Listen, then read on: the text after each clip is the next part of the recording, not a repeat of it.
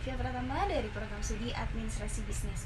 Jadi di sini saya mengambil mata kuliah mengenai Travel and Tourist Management dan di sini saya mengambil layanan Open Trip.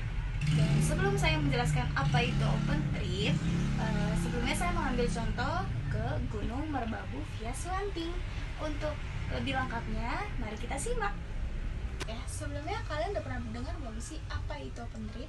Di sini saya akan menjelaskan tentang Open Trip. Open Trip adalah perjalanan atau kegiatan traveling yang dilakukan bersama-sama atau kelompok dengan orang lain yang belum kalian kenal sebelumnya, dengan tujuan yang sama dan jadwal serta fasilitas yang telah diatur oleh penyelenggara trip.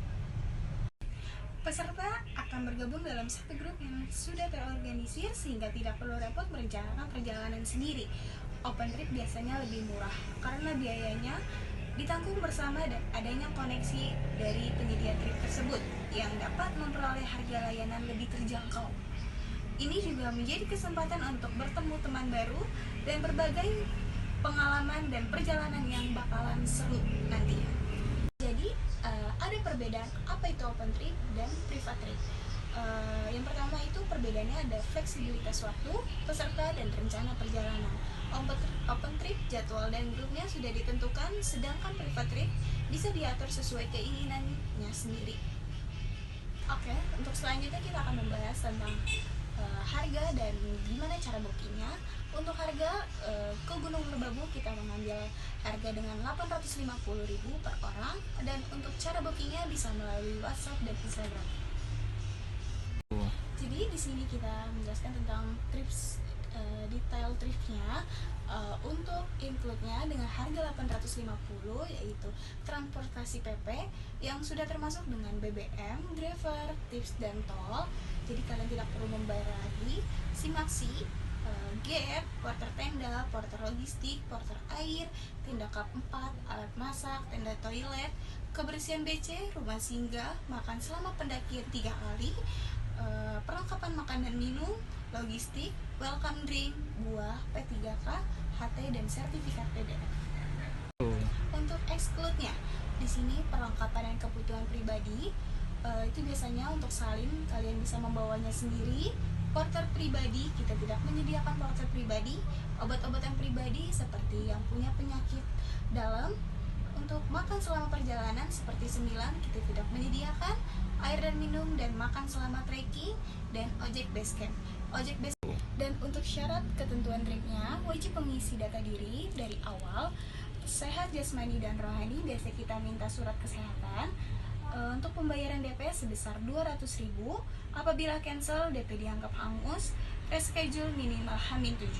Dan untuk catatannya, minimal kita keberangkatan untuk 10 orang Merbabu di Swanting di hari weekdays. Itu karena biasa kalau kita berangkat weekend itu karena bakalan ramai juga di puncaknya, jadi kita lebih baik mengambil hari biasa. Untuk syarat dan ketentuannya akan dikirim oleh admin. Di sini kita ada analisis SWOT-nya. Yang pertama itu ada strength atau kekuatan. Paket all-in yang lengkap termasuk transportasi, gate, porter, tenda, perlengkapan, masak, makanan selama pendakian, dan sertifikat. Untuk yang kedua itu ada dukungan fasilitas pendukung seperti tenda toilet, kebersihan base camp, rumah singgah, P3K, dan handytail. Untuk selanjutnya ada jalur pendakian yang cukup diminati dan terkenal yaitu Gunung Merbabu Swanting, yang biasanya itu ada via-via atau spot yang sangat bagus di Merbabu. Adanya pelayanan dan profesional dengan gate dan porter yang berpengalaman. Untuk yang terakhir ada harga yang mencakup berbagai kebutuhan, memudahkan peserta untuk fokus pendakian tanpa repot.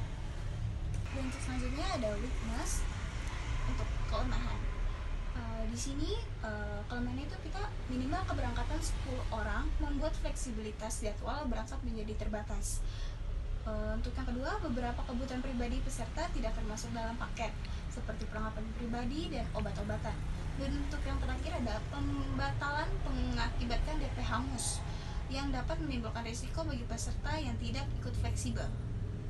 Ada opportunities atau peluang. Yang pertama itu meningkatkan minat wisata petualang dan pendakian gunung di kalangan wisatawan lokal dan mancanegara. untuk yang kedua itu ada potensi untuk mengembangkan paket open trip dan promosi di media sosial dan kanal digital.